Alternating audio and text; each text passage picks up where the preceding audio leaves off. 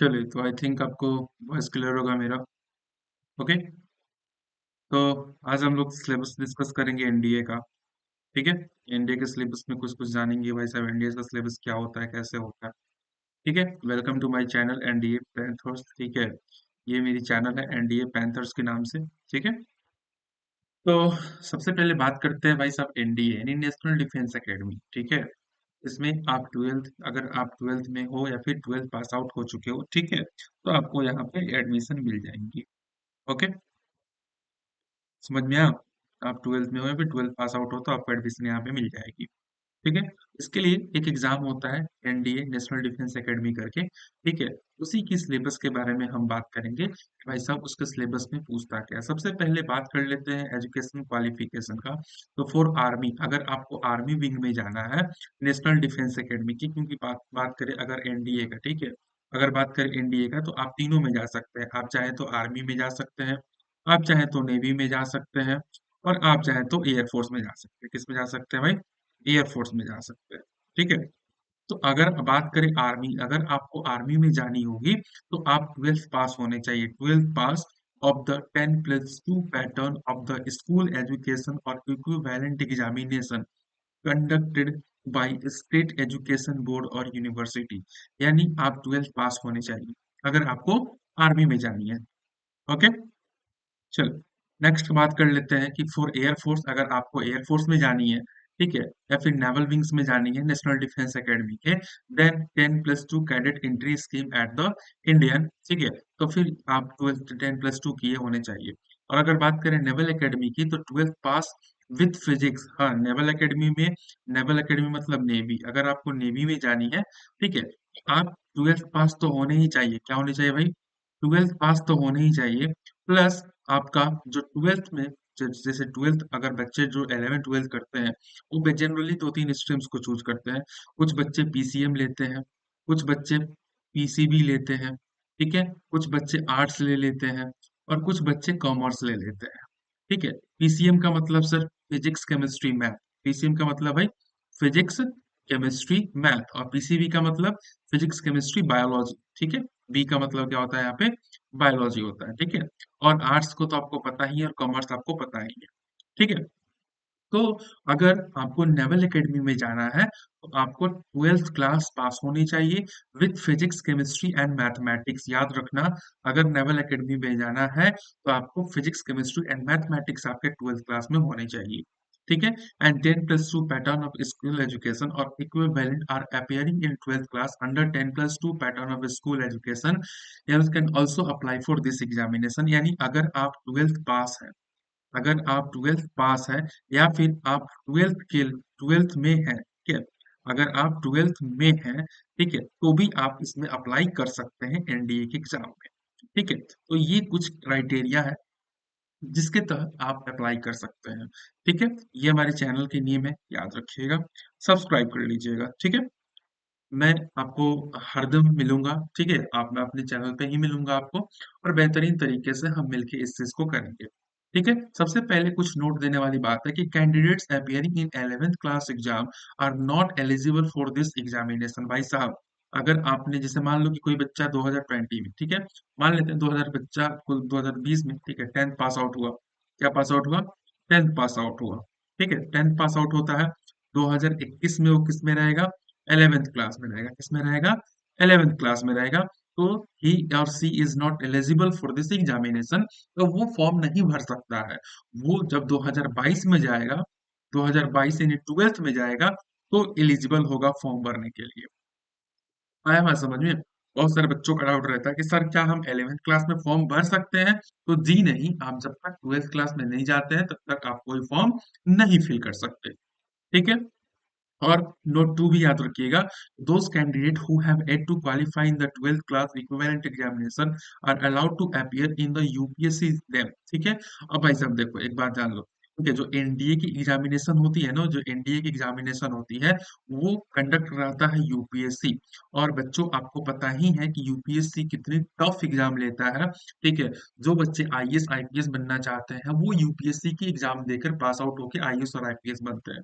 ठीक है। तो जो बच्चा जो आपको 12th क्लास में ही ऑफिसर बनाने जा रहा है, एक ट्रेनिंग देने जा रहा है आपका, ठीक है, तो वो आपका क्वालिफिकेशन बहुत अच्छे तरीके से देखता है।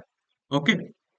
और याद रखना 2025 में जो बच्चे फॉर्म भरने वाले हैं, ठीक है, they are required to submit proof of passing 12th।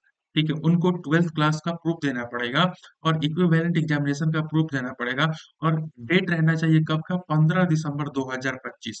यानी आप, ठीक है, याद रखना कि आप, ठीक है, आप 15 दिसंबर, ठीक है, 15 दिसंबर 2025 के पहले आपका 12th कंप्लीट हो जाना चाहिए। अगर इससे पहले नहीं होता है, ठीक है, तो आप एलिजिबल नहीं हो। अगर इससे पहले हो सकता है तो आप एलिजिबल हो फॉर्म भरने के लिए। ओके, आप एलिजिबल हो फॉर्म भरने के लिए। चलिए आगे चले, ठीक है, यहाँ तक तो क्लियर है। ठीक है, यहाँ तक तो क्लियर है। चलिए आगे चलते हैं, नोट 3 के ऊपर बात करते हैं। Candidates who are debarred in the Ministry of Defence from holding any type of commission in the defense services shall not be eligible for admission to the examination. If admitted, their candidate will be cancelled. कह रहा है कि अगर कोई बच्चा, ठीक है, candidates who debarred the Ministry of Defence holding any type of commission, किसी भी टाइप का कमीशन उसके पास पहले से है, यानी कोई भी जॉब करता है या फिर कर रहा होता है, ठीक है, तो भाई सब वो नहीं दे सकता इस एग्जाम को। ठीक है। Note 4, those candidates who have failed CPSS and PABT earlier now eligible for Air Force in ground duty branches if they fill their willingness in the online application form at the commission website। यानी जो बच्चा पहले से, ठीक है, पहले से air force में है, तो वो अपने ऑफिशियल वेबसाइट पे ही जाके फॉर्म को क्या कर सकता है? भर सकता है। ठीक है। चलिए आगे। अब भाई साहब एग्जामिनेशन की बात कर लेते हैं, ठीक है, एग्जाम पैटर्न की बात कर लेते हैं, क्योंकि मेन तो हमारा यही होता है, ठीक है। एग्जाम पैटर्न क्या होता है भाई? एग्जाम पैटर्न क्या होता है सर? तो देखो भाई, एग्जाम जो होता है एनडीए का, ठीक है, जो एग्जाम हमारा होता है वो बेसिकली दो तीन चरणों में होता है, ठीक है। सबसे पहला होता है आपका मैथ्स का पेपर। किसका पेपर होता है भाई? मैथ्स का पेपर होता है। उसके बाद आपका होता है जीएटी। जीएटी का मतलब होता है भाई जनरल एबिलिटी टेस्ट। क्या मतलब होता है भाई? General ability test. ठीक है, याद रखिएगा जीएटी का मतलब क्या होता है? General ability test. ठीक है। और लास्ट में आपका होता है एसएसबी इंटरव्यू। क्या होता है भाई? एसएसबी इंटरव्यू होता है। ठीक है। तो मैथ्स की बात करें तो मैथ्स में आपको टाइमिंग मिलता है 2 घंटे 30 मिनट का टाइमिंग मिलता है। और मार्क्स आपको मिलेंगे 300 मार्क्स। कितने मार्क्स? 300 मार्क्स आपको मिलेंगे मैथ्स के पेपर में। ठीक है। फिर होगा आपका जनरल एबिलिटी टेस्ट का पेपर। उसमें भी सेम टाइमिंग 2 घंटे 30 मिनट का टाइमिंग रहेगा। बट इसमें मार्क्स अलग होंगे। इसमें 600 मार्क्स के एग्जाम होंगे। कितने मार्क्स के एग्जाम होंगे? 600 मार्क्स के एग्जाम होंगे। फिर इंटरव्यू आपका 900 मार्क्स का होगा। और लगभग 1 सप्ताह तक इंटरव्यू चलता है, 1 वीक तक चलता है इंटरव्यू।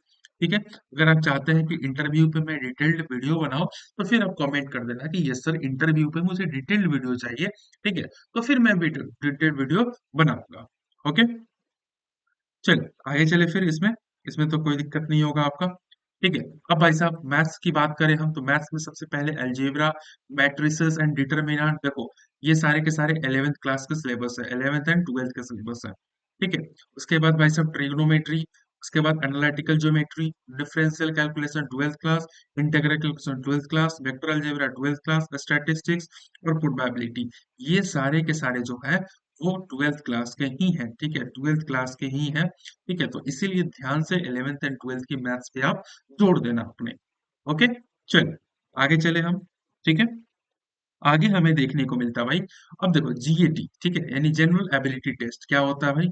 जनरल एबिलिटी टेस्ट भाई। ठीक है, जनरल एबिलिटी टेस्ट। अब भाई साहब बात करें अगर हम जीएटी की, जनरल एबिलिटी टेस्ट की, तो इसमें 2 पेपर्स होते हैं। एक हमारा होता है इंग्लिश का और एक हमारा होता है जनरल नॉलेज का। क्या होता है भाई? जनरल नॉलेज का होता है। ठीक है। इंग्लिश ग्रामर के सिलेबस की अगर हम बात करें तो इंग्लिश ग्रामर में ग्रामर एंड यूजेज पूछता है।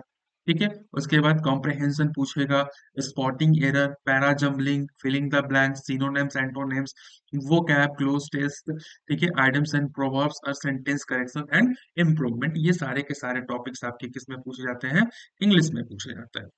बात करें अगर हम 400 मार्क्स के आपके जनरल नॉलेज की, तो इसमें आपका physics, chemistry, biology, history, geography, polity and current affairs के क्वेश्चंस इसमें पूछे जाते हैं। आया बात समझ में? तो ये रहा आपका जीएटी का सिलेबस। उसके बाद आप अगर इन सब एग्जाम्स को पास आउट कर जाते हो, तो फिर आपको बुलाया जाएगा एसएसबी इंटरव्यू के लिए, ठीक है? इसके लिए मैं एक अलग से डिटेल्ड वीडियो बना दूंगा। अगर आप चाहते हो कि बनाऊं तो एक बार जरूर कमेंट कर देना सेक्शन में, ठीक है? इसके लिए एक अलग से वीडियो आपकी आएगी, ठीक है? यहाँ तक समझ में आया आपको? चलिए, अब मैं कहाँ, ठीक है, मैं क्यों बता रहा हूँ और मैं कहाँ आपका साथ दूंगा, ठीक है? मैं कहाँ आपका साथ दूंगा सर, आपने तो बता दिया, बट हम तैयारी कैसे करेंगे? देखो भाई, ठीक है, एनडीए 13 अप्रैल, ठीक है, एनडीए फर्स्ट होने वाला है आपका 13 अप्रैल को होने वाला है, ठीक है? एनडीए फर्स्ट होने वाला है आपको 13 अप्रैल को होने वाला है। 2025 में जो एग्जाम्स होने वाली हैं, ठीक है, वो एनडीए 2025, ठीक है? हमारा जो चैनल है, ठीक है, एक मिनट में आपको दिखा देता हूँ जरा, ठीक है? एनडीए पैंथर्स जो हमारा चैनल है, ठीक है, एनडीए पैंथर्स ये वाली जो चैनल है आप देख पा रहे हो यहाँ पे स्क्रीन पे, एनडीए पैंथर्स की जो चैनल है, यहाँ पे मैं आपका जीएटी का सिलेबस कंप्लीट कराऊंगा, ठीक है? जीएटी में खासकर मेरा रहेगा जनरल नॉलेज, क्या रहेगा भाई? जनरल नॉलेज रहेगा, ठीक है?